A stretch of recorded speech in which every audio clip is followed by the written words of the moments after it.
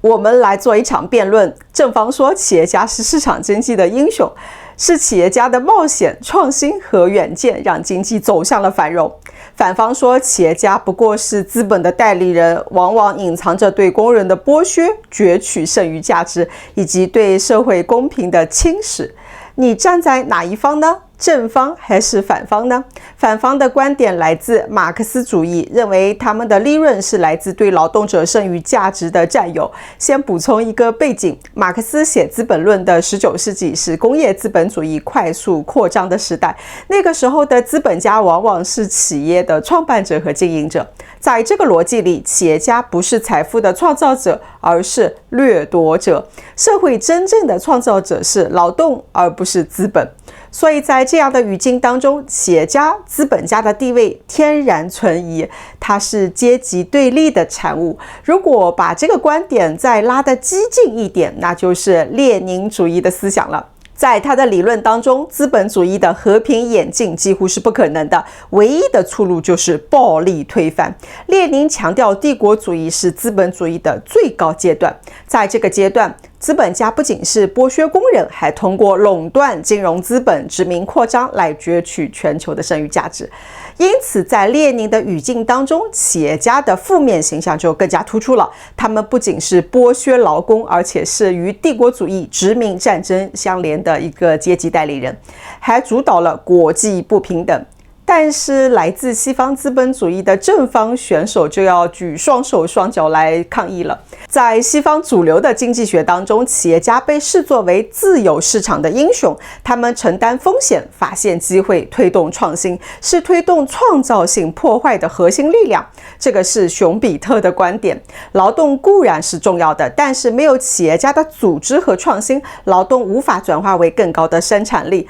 工业革命靠的是什么？不是加班加点多雇几个工人，而是蒸汽机、铁路、电力这些新的技术，而这些新的突破背后都是有企业家角色的。瓦特改良了蒸汽机，爱迪生创办了通用电气，福特流水线大生产。劳动没有减少，但是因为企业家的组织和创新，劳动的边际产出提升了10倍、100倍以上。19世纪的资本家可能只是一个占有者，但是20世纪以后，企业家更多的是制度创新和技术创新的推动者了。乔布斯没有亲自去制造每一部的 iPhone， 他没有参与手机的制造的劳动，但是正是他的创新组合产生了新的产业链，让数百万工人有了工作岗位，而你正可能因为乔布斯的创新正在看我的视频。在这种话语里边，企业家并非是劳动的替代者，而是劳动价值的放大器。他们不是掠夺财富，而是创造新的财富形态。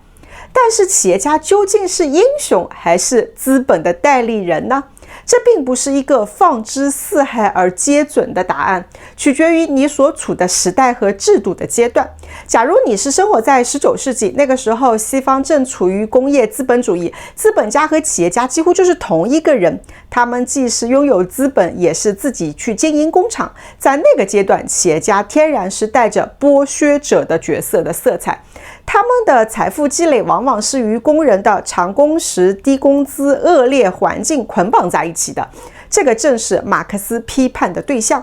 但是进入20世纪以后，尤其是现代公司制度和股份制的兴起，资本所有者和企业经营者就逐渐分离了。其实马克思时代资本家等于企业家的格局是被打破了，资本家不再需要亲自下工厂管理，他们可以通过股权、债券、基金来收取收益。严格上来说，普通的散户、股民、基民在本质上也是在扮演资本家的角色了。他们把钱投入到二级市场，虽然投入的规模是有限的，但是同样通过资本所有权去分享利润啊。这就意味着进入21世纪以后，资本家不再是某个具体的人，更像是一种制度性的身份了。在金融资本的体系里边，每一个持有资本的人都是在以不同程度成为资本家的，区别就是规模的不同嘛。富豪成为了大股东，普通人成为了小股东嘛。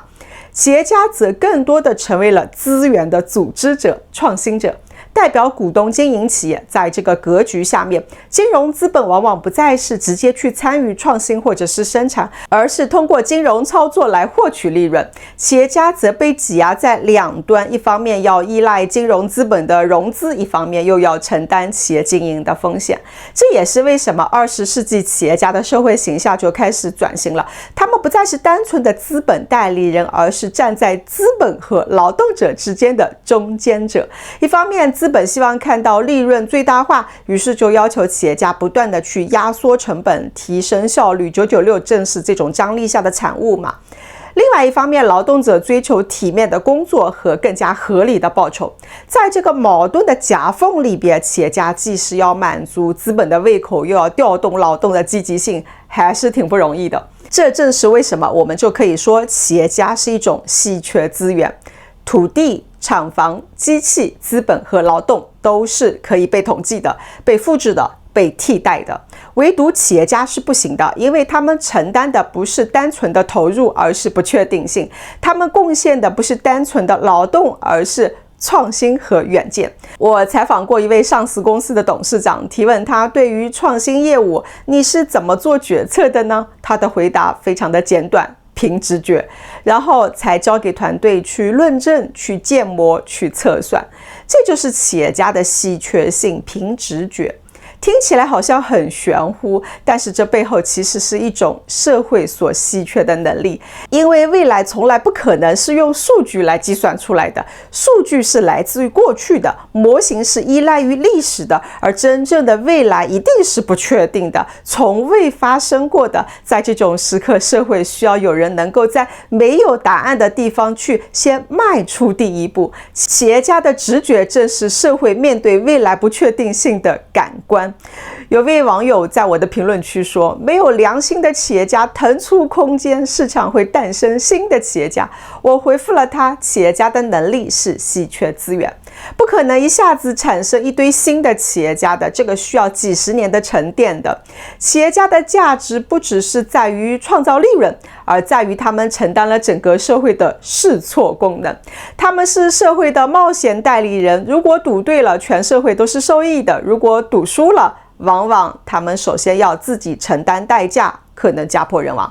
因此，高利润并非是单纯的剥削，而是对这种高风险的回报。利润既是资本的价格，也是对未来不确定性下被提前买单的结果啊。所以，企业家不是天然的英雄，也不是必然的剥削者，他们是一种稀缺资源。而制度的意义正是在于如何去把这种冒险代理人的能量约束在公共利益的框架之内。制度设计的好，企业家就会成为创新和繁荣的引擎；制度设计的不太好，他们就可能异化了。尤其是在经济不确定的时期，企业家更是社会宝贵的冒险代理人。他们敢于在迷雾当中去下注，把不确定性转化为新的确定性，开辟走出低谷的道路。一个健康的社会不应该去妖魔化企业家，而应当建立起激励、约束，并且是保护并存的一种制度，让这类稀缺资源真正去服务于公共利益。